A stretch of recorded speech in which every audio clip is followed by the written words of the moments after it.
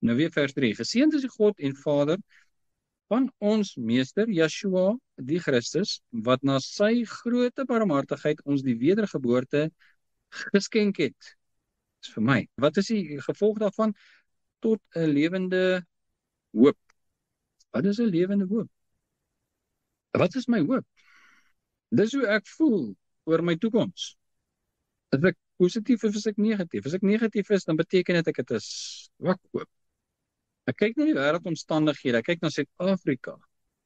En iemand vra vir my, nou wat dink jy van die toekoms? En ek sê, swaarmoedig. Is dit 'n lewende hoop? Nee.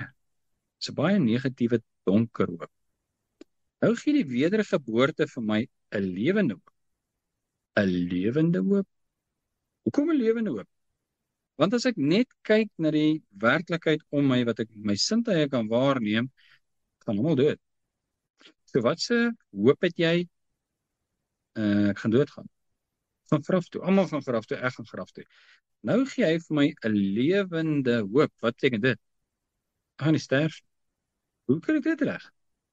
Na sy groot barmhartigheid ons die wedergeboorte geskenk het tot 'n lewende hoop. Wedergeboorte veroorsaak dat jy nie die dood sal sien nie. Ek praat nie van die graf, van die liggaam. Ek praat van die dood. Wat is die dood? Dis om geskei te wees van God. As ek nie nou geskei van hom nie, nee. Ek leef wel in 'n vervloekte wêreld. Maar is nog baie onderhewig aan sy reëls. Maar as ek weg is van hom, as ek God verlate is, dan is al wat ek beleef sleg. Want hy is die bron van alles wat goed is. Alles. Dink aan enigiets wat positief is. Hy is die bron. Elke glimlag wat op jou gesig verskyn is as gevolg van hom wat die bron is.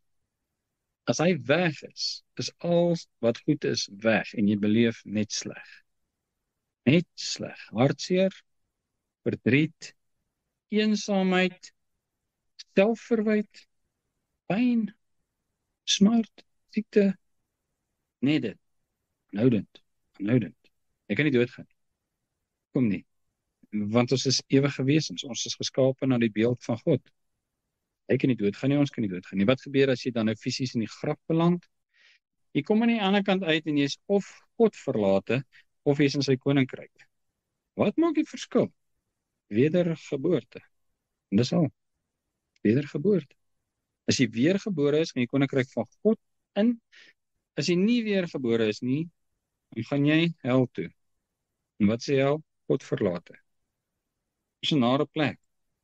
So, as ek weergebore is, het ek 'n lewende hoop. Dit beteken, my hoop vir die toekoms, my visie, my siening is, ek sal vir ewig lewe. Ek het 'n lewende hoop.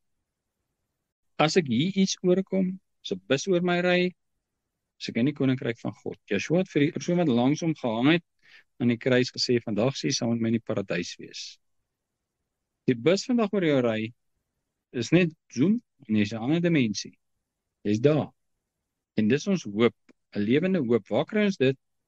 Wedergeboorte. Waar kry ons wedergeboorte? Dis 'n geskenk aan ons van Yeshua, omdat hy barmhartig is.